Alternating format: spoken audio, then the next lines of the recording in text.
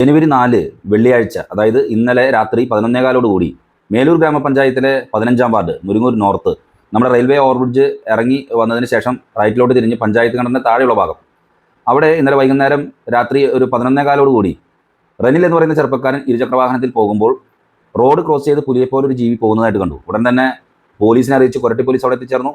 Forest RRT ടീമിനെ വിളിച്ചറിയിച്ചു. Panchayat അധികൃതരെയും വിളിച്ചറിയിച്ചു. Panchayat president MS Sunitha അടക്കമുള്ള ward മെമ്പർമാർ NJ ജിനേഷ്, PP പരമേശ്വരൻ തുടങ്ങിയവർ അവിടെ എത്തിച്ചേർന്നു. അതോടൊപ്പം തന്നെ നാട്ടുകാരും അവിടെ എത്തിച്ചേർന്നു. തൊട്ടടുത്ത് വാഴത്തോട്ടങ്ങളും കാട് പിടിച്ച് കിടക്കുന്ന സ്ഥലങ്ങളുമുണ്ട്. മഴ വീണ് നനഞ്ഞു കുതിർന്ന് കിടക്കുന്ന ഒരു പ്രദേശമായതിനാൽ പുലിയുടെ കാൽപ്പാടുകൾ പതിയാനുള്ള സാധ്യത വളരെയേറെ ഉണ്ടായിരുന്നു. പക്ഷേ പുലിയുടെ കാൽപ്പാടുകളോ മറ്റു കാര്യങ്ങളോ ഒന്നും തന്നെ കിട്ടിയില്ല. തുടർന്ന് ഫോറസ്റ്റ് RRT സംഘം ഡ്രോൺ ഉപയോഗിച്ചുള്ള നിരീക്ഷണം ആരംഭിച്ചു. മേലൂർ ഗ്രാമപഞ്ചായത്തിലെ 15, 16 തൊട്ടടുത്ത സമീപപ്രദേശങ്ങളിലെ ആകാശവിധാനത്തിലാണ് നിരീക്ഷണം നടത്തിയത്. പുലിയുടെ സാന്നിധ്യം അറിയിച്ചുകൊണ്ടുള്ള തെളിവുകളോ മറ്റു കാര്യങ്ങളോ ഒന്നും തന്നെ കണ്ടെത്താനായിട്ട് സാധിച്ചില്ല.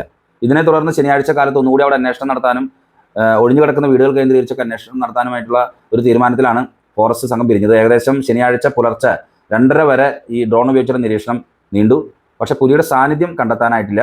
എന്തായിരുന്നാലും ഈ റെനിൽ എന്ന് പറയുന്ന ചെറുപ്പക്കാരൻ പറയുന്നത് ഞാൻ കണ്ടത് പുലിയെ പോലെ തന്നെ ഒരു ജീവിയാണെന്നാണ് പറയുന്നത്. പക്ഷേ റെനിൽ പറയുന്ന ഒരു കാര്യങ്ങൾ വെച്ച് നോക്കുമ്പോൾ അത് ഫോറസ്റ്റ് സംഘം പറയുന്നത് അത് പുലിയാകാൻ സാധ്യതയില്ലെന്നാണ്. കാരണം പൊക്കം വളരെ കുറവ്, ഫേസ് അതുപോലെ തന്നെ ചെറുത്, ഇത്തരം കാര്യങ്ങളാണ് റെനിൽ പങ്കുവച്ചത്.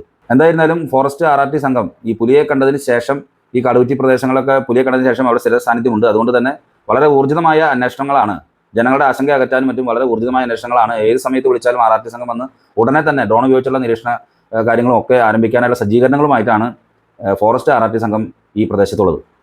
നമ്മൾ വൈകിട്ട് ചായ കുടിക്കാൻ പോയിട്ട് വന്ന റെനിൽ എന്ന് പറഞ്ഞൊരു പയ്യനാണ് റോഡ് ക്രോസ് ചെയ്ത് ഈ വെളിപ്പറമ്പിലേക്ക് ഒരു പുലി ഓടുന്നത് കണ്ടു എന്ന് പറഞ്ഞത്. അവരപ്പോൾ തന്നെ വാർഡ് മെമ്പറെ അറിയിച്ചിരുന്നു. വാർഡ് മെമ്പർ വിളിച്ചത് പ്രകാരമാണ് ഞങ്ങളിവിടെ എത്തിയത്. ഒപ്പം തന്നെ നമ്മൾ ഫോറസ്റ്റ് സംവിധാനത്തെ വിളിച്ചു.